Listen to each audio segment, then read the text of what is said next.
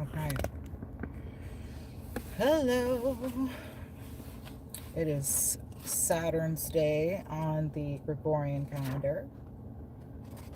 Um, so, as usual, start with a little sound just to ground and practice that. It's a little wavy because I'm in my car. I'm going to have the heater going because it's very cold outside. Okay, so I have some messages from the Great Mother, some downloads, and some number shares that relate to this year. That's a little better. And talk about some things. Something that just came to my mind right now is crystals and stones to help with energies. So what I've done, which you can't see because I'm using the phone, is a piece of lepidolite. So certain stones will help block electromagnetic energies, EMFs as they're called. And mica is great because it's layered and it's structured almost like a chip. Okay, so it can help with that. So I want to share that. Stones in general, pyrite is a good one for protection. Also, they come in shapes like the dodecahedron, so you can use that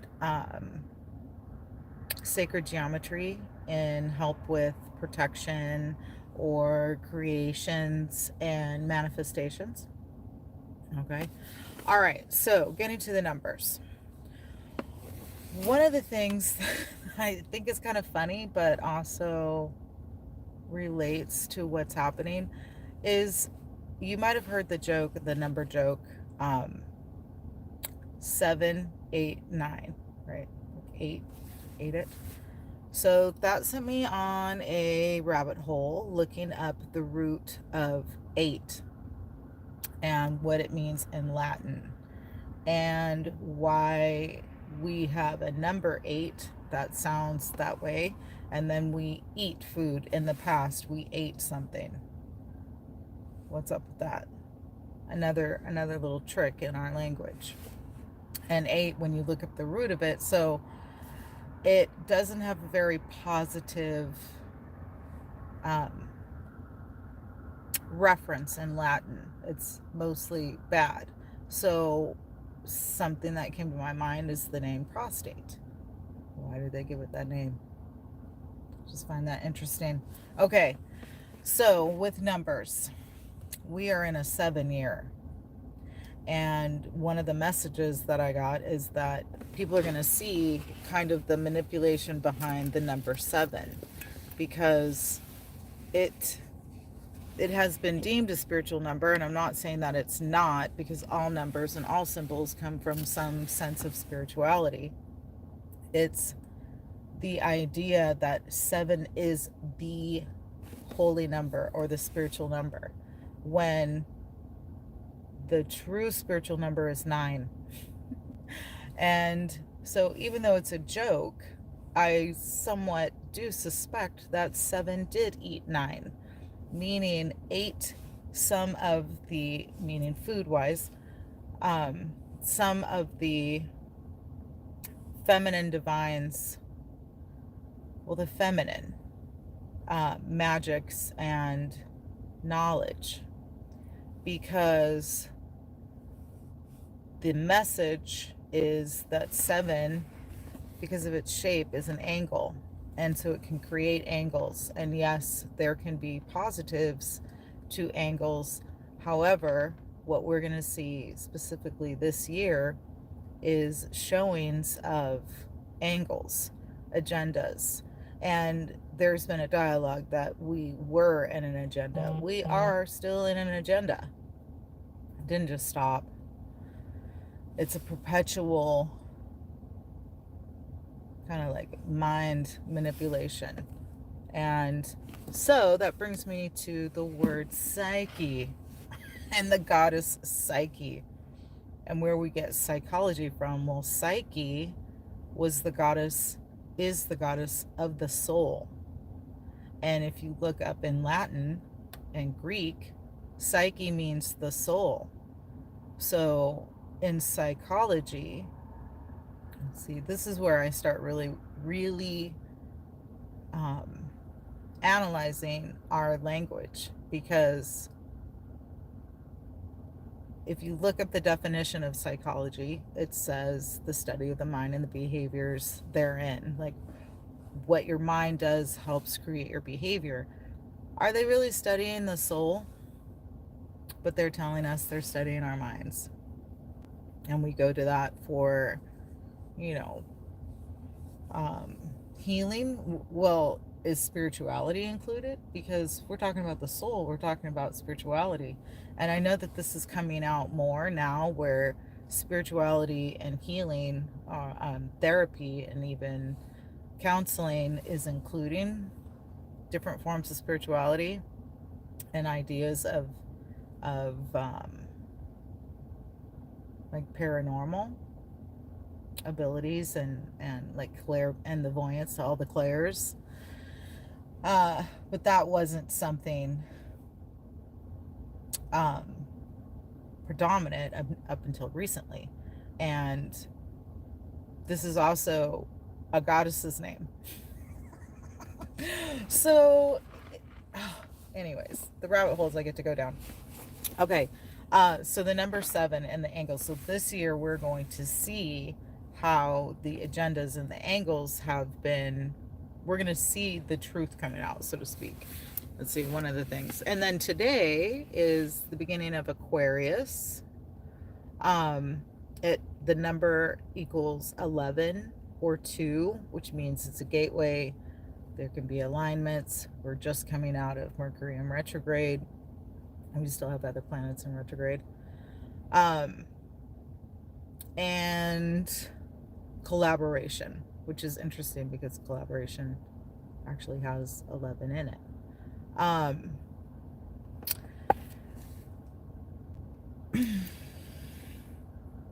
The significance of 9. So there's this interesting balance, because we talk about the 7 chakras. 7 is very predominant in this realm, and there is an angle to that. As long as we keep as long as the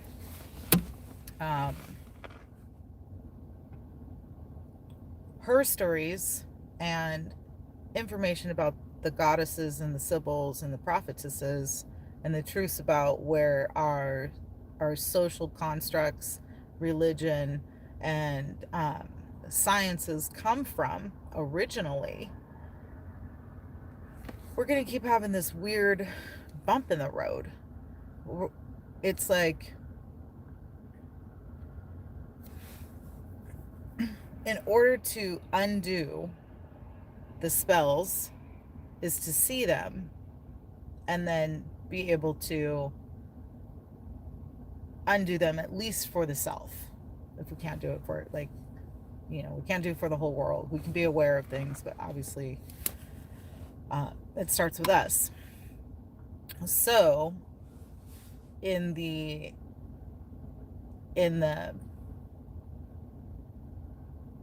teachings of numbers, and why I was meditating and checking out nature this morning, the download was, we have 9 chakras. We have 9 rotating chakras. It's the swirl, and then the chakras are swirls. So we start with the root chakra, which is connected to the earth, 1. And it could technically be 2, because we have a connection in the earth. When we put our feet on the ground, there is this magnetism that happens, and it's like we create a root chakra within the earth that is connected to our root chakra.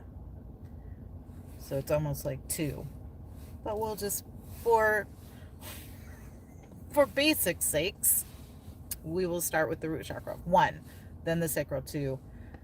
Then the third chakra is the belly button and what we call this, so the sacral.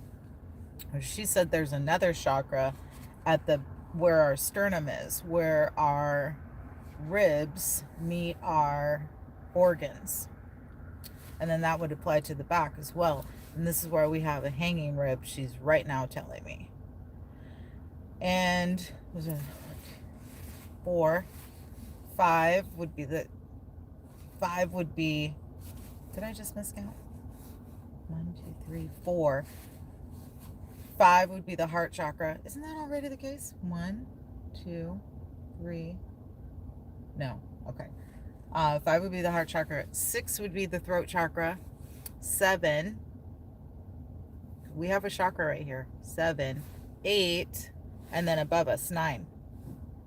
Rather than the 7, they're leaving out certain swirls in our bodies as they're teaching us, because as long as we don't get all the information, and this brings me to the idea that our genetics were messed with. She keeps telling me, okay, wait, let me finish my first thoughts. As long as they keep misteaching us, we will continue to follow those paths. Just recently, speaking of misteachings, I've been speaking about witches and the word witch. And I recently learned through information and sharing of Mama Zogbe's second book about the Sibyls, and those books are pretty thick, like this one is, but this isn't that book, that witch was created. And then I looked it up, and I have a dictionary. I looked up the word witch, and it has no real etymology. I've said that it comes from wise. That's a theory, because the theory is it comes from the Germanic word wit, and that might be where we got the idea of wise, where the word witch may have came from. There are certain words like hag, we know that is, it has etymology. It goes back to the goddess. It goes back to the serpent goddesses specifically. So it would be better to call ourselves hags than witches, because witches was a word created to demonize us, and on top of actually being turned into demons.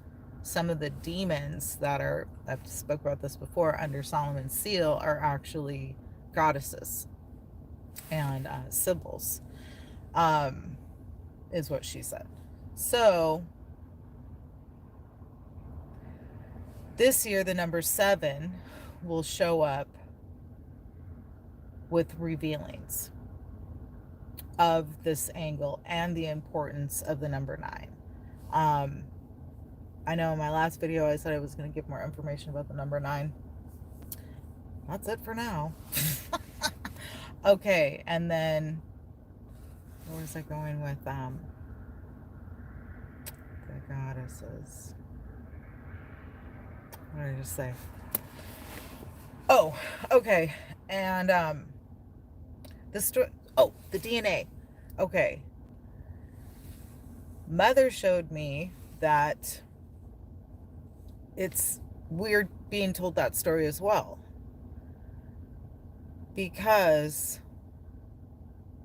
the importance of how we think and what we say and what we're repeating.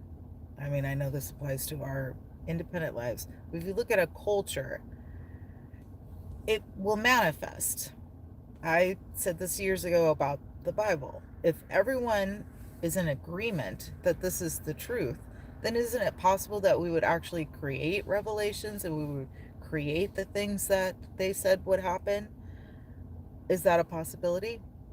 So if we're told that our DNA was changed,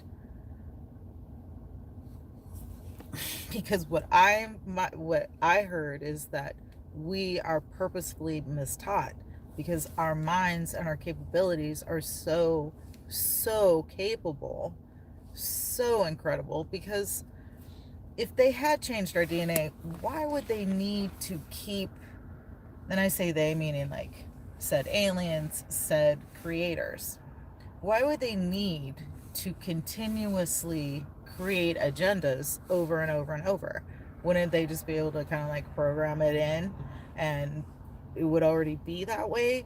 They wouldn't have to continuously trick the psyche, the soul, which is the truth, which we're relating to the mind, because of English, the glitch of magic, this word spelling, very, very creative, magical spell.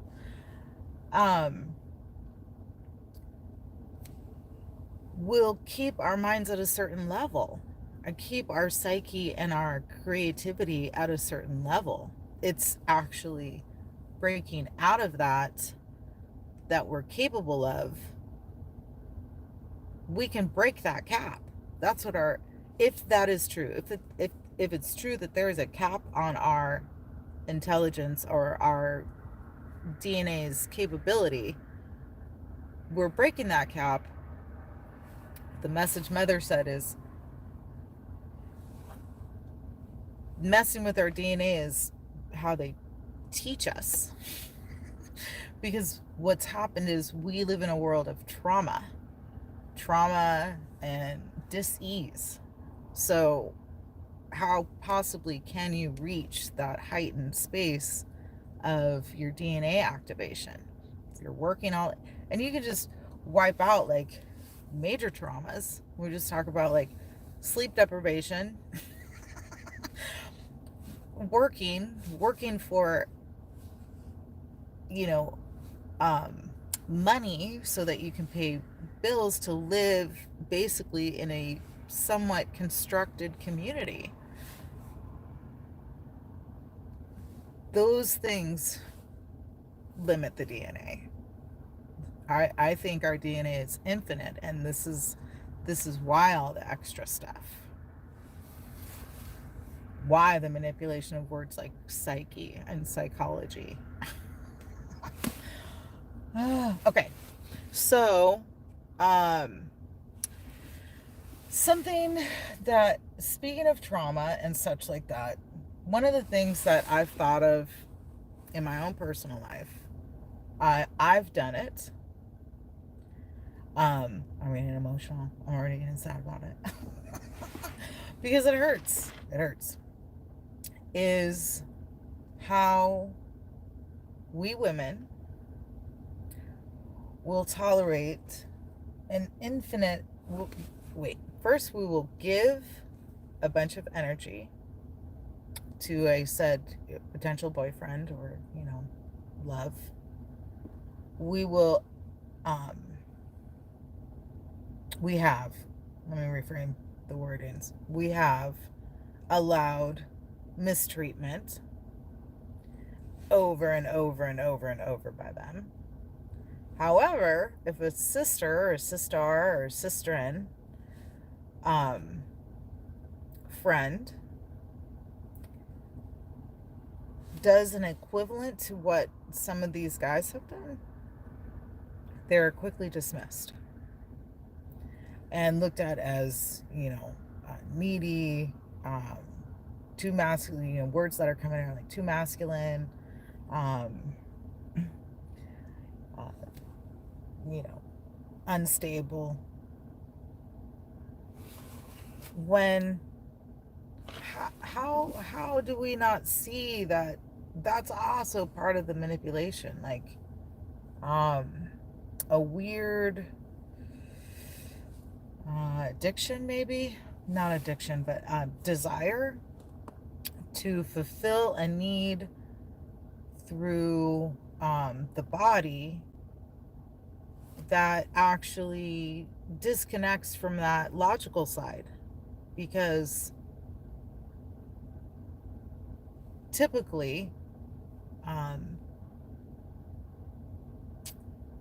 in the energies of feminine and masculine, specifically the feminine. The feminine can tend to apologize and work towards shifting, recognizing, taking responsibility. I theorize. I know men do this as well. Men, however, will stick by their buddies, whereas the sisters will sometimes dismiss their buddies. So, in the idea of sharing the energies and information of the Great Mother and goddesses and sibyls is recognizing of some of these patternings and socially created structured ways of relationships and working with or talking with others. Now, I am not a psychologist by, the schooling, so to speak. I try to do a lot of research and practice certain things myself. But this is just something that I've recognized through the process of life, and a lot within myself. I've definitely done that. And I've wondered, like, what is that also within us where we will override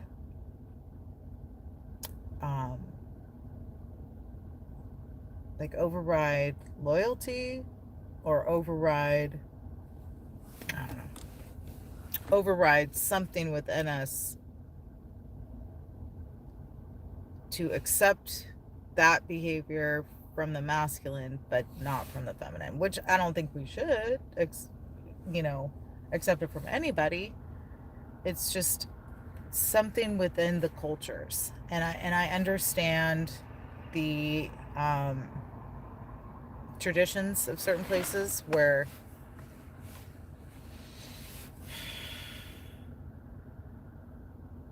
it's expected. I don't know.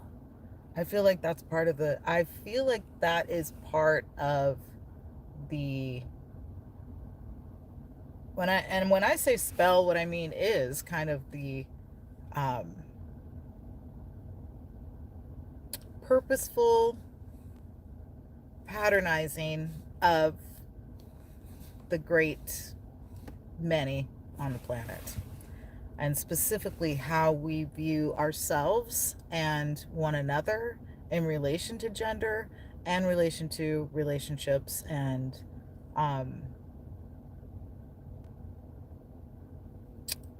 activation or higher acceleration of our DNA, coming to a place where we're able to heal and share that healing.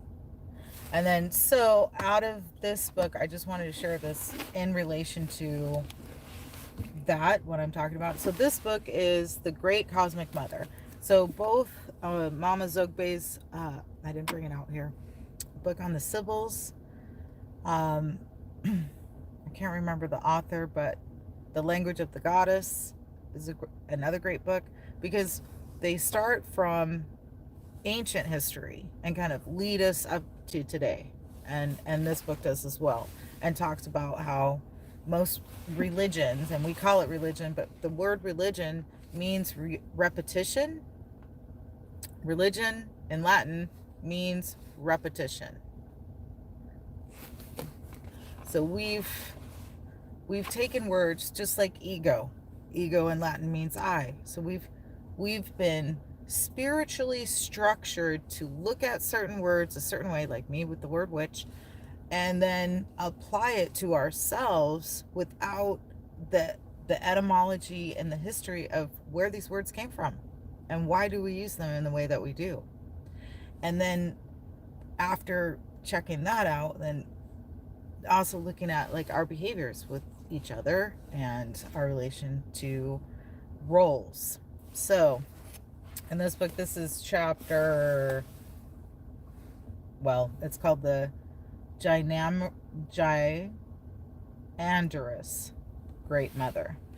this is just the first paragraph. In truth, Western Christianity stereotypes of weak femininity and strong masculinity are among the most extreme in history. Many of these sex role traits originated among the privileged classes, the only people who could afford passive, independent women, and for whom a bored and indulgent lifestyle made sex role playing an amusement. And then it goes on, like the bound feet among the wealthy wives of the Chinese men served as an aesthetic and was a sign of privilege. So maybe that's part of the underlying energies, is it's a sense of privilege rather than, and then we're trying to break free of those stereotypes of the word privileged when it comes to affluence and influence. All right, what was the other thing? Oh, healing stuff. Okay, moving into the next thing. Let's see. Okay, healing stuff. So recently I just want to share some things. Okay. I talked about the psoas. So I did a little more research just to help. So, yes. There is a treatment called orthobionomy that works on joint healing specifically. All of our bones are moved by our muscles. So when our muscles are impacted with outside influences such as, bumping into something, straining something, to the subconscious internal trauma, we can hold that in our bodies, and then they can radiate to certain areas of the body because our muscles are influencing our bones. And this is where you hear many people, including myself, suggest that you put your bare feet on the ground as often for as long as possible, because it actually helps pull some of the stuck energy in those joints and muscle areas. But also what I've been sharing about tapping into your body, finding the emotion that's stuck in that specific area or muscle and releasing it. And then I talked about the psoas, and the psoas is in the lower part of our body. We actually have two psoas, just like we have two pectoral muscles in the front, major, minor. Okay, so I want to clarify some things. The largest muscle in the body are the glutes. They are the largest muscle in the body. Our longest muscle in the body is the sartorius, which is also in the legs. The psoas is an important muscle in the body. It is not the largest muscle in the body. The importance of the psoas is because it's located in the sacral root areas and connected to the back and to the legs, as I mentioned before, learning about how when you can strengthen and relax your psoas muscles, you are subconsciously able to let go of certain stuck traumas in the body without having to subconsciously process it. Although, keep in mind, as you are releasing, you will go through waves of emotions. Usually, not always. Okay? And let yourself remember, oh, I'm going through this. I had to do this the other day. Yes. I kind of forgot. And I was like, why am I feeling so emotional? It's like, oh yeah, I had some body work done, and I've been doing body work. And, okay. And then you let it out. Okay. So, yes, it connects in the low back, which relates to the past, spiritual past, and recent in this lifetime's past. Can also relate to past lifetimes. And then why I can see the importance of releasing these stuck traumas in the body because, as I mentioned before, the muscle attaches in the front of the leg, just in front of the leg, in the femur.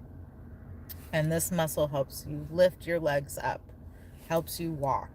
So what you're holding in your past, you are actually bringing into today where you're walking. So the more you let that go, and the more you can bring in strength, that will be what you're bringing into your legs and walking with. Another muscle. Oh, and so in the stretching, the reason why you would, because I mentioned the shoulders before, the reason why the shoulders are important is because, similar to the psoas, you have muscles in the back of the shoulder that then come to the front.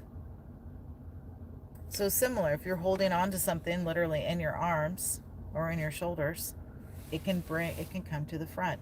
So it's also important to, the most important parts of the body to work on that that will bring a lot of relief to your neck and shoulders, are your pectoral muscles. These muscles right in between your shoulder and your chest. This area right here. And a lot of people, when you push on it, it's sensitive. It's gotten better. Oh my gosh, it's gotten so much better. That is rad. Yeah. So, but it's moved. It's moved to kind of under the arm, because in that area you have your rhomboids, which come up from the low back and come around to the front and attach just under your arm and in your back and your shoulder blades. So in your rhomboids and everything. So your psoas, then you have muscles just above your hips that also attach to your back and to your hips. Your quadratus lumborums. So speaking of numbers, so there's 4 muscles, obviously. And that attached to your hips and stability. You can see where 4 can equal balance. Okay. So, with the psoas and the shoulders. So when you can bring relief to the hips, you can bring relief to the shoulders. And if you can bring relief to the shoulders, you can bring relief to the hips. Because, as I mentioned before, your thumbs also link to your hips. Okay. And then when it comes to cleansing and changing your diets and moving forward, as far as, because food is changing. If you haven't noticed, like, food is different. Avocados are different.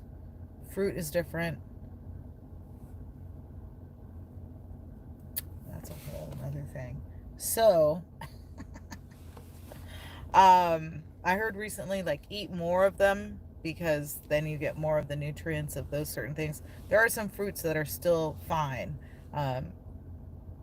seemingly. But if you can grow your own, or if you know somebody that's growing their own, and local farmers, please support them, because that food is the food that will really help in cleansing. Now, you don't have to use food for cleansing. You can use water, and you can use clay. You can use bentonite clay, and you can start it slowly.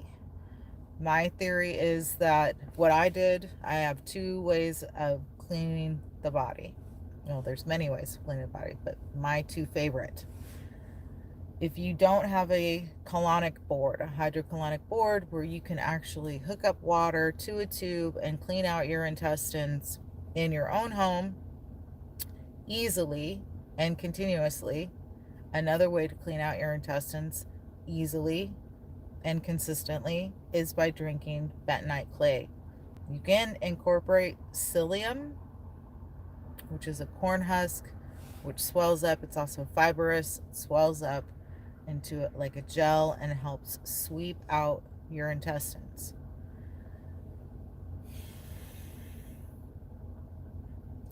This takes about 3 months.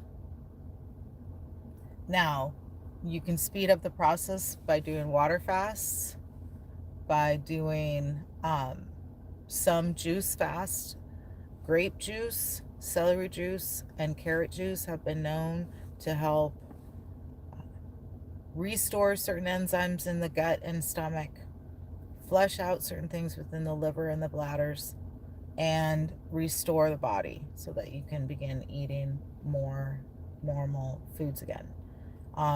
Because not only do we have things from the environment, but we also have things, many people have taken medications. Some of those medications are literally still totally undigested, hanging out in the guts. And when the guts become cleaner, many of the parasites, mentally and physically, are removed. And what happens within the psyche, I'm going to start using that more often because I think it does relate to the mind and the soul. It just really does. Becomes clearer and cleaner. And I suggest to people, don't be hard on yourselves because we have so much outside. Well, and I say this to myself because there's so much out there, and if you can find a healthy balance of what you're eating and drinking, keep a healthy gut, and also work on the emotions and spiritual side of the self, you will remain, for the most part, inflammation and disease free. And you will see the ease of what have been called like breatharians, meaning, well, or watertarians, because there is air in water. But drinking water, fasting, and different herbs that help, and muscle testing. You can actually check with your own body to see what foods, what elements, what minerals, what herbs you might need. If you need rest, people, you can do muscle testing on yourself around certain people. Is this person good for me? Is this person bad for me? And what will happen is, so for an example, cigarettes, see how my pinky slides? Water. See how it doesn't slide? So you can muscle test on your own self, and you can have other people muscle test with you. That's a great way to self-doctor yourself without having to go to the hospital or to a doctor. You can ask yourself, are these allergies? Am I allergic to, am I allergic to the food I'm eating? Am I, working too much? You can ask your body these questions. Another way is to stand. And if your body falls backwards, the answer is typically no, or it's away from the body. If your body moves towards it, it's good for the body. Things like that. So I wanted to clarify about the psoas not being the largest muscle in the body. And I also wanted to clarify that when people are searching for gold, they look for quartz and pyrite. Malachite is searched for when you're looking for copper. The green, just like when you wear copper and it turns you green, the green in malachite is from copper. And gold, gold is actually a crystal. Like, all these things are crystals. It's amazing.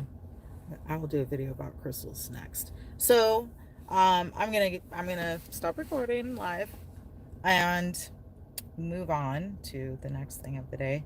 I'll be doing some videos on Patreon more about seeing and undoing spells, especially if you've been in a relationship where somebody has actually done spells on you, and a bit more about the goddess and the Sibyls. All right, that's that for today. Oh, one last thing. Wrote this down. I almost forgot. I'm looking into this, but I recently learned that atoms, so, okay, do a real spiritual quick, this is back to the goddess as well. So if you go by the Sybil Bible that is very popular out there, God created Adam, especially in Hebrew. God created Adam, and Adam was both female and male. And they were happy, the many who created. They're finding that the female is the creator of atoms.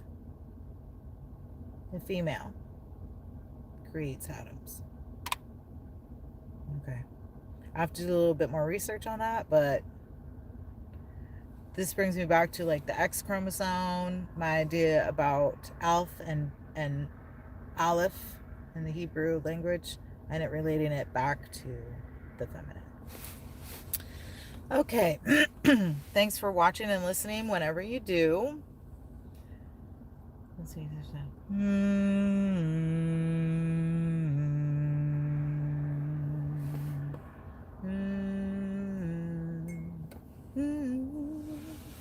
And sound? Your own sound. All right, until next time.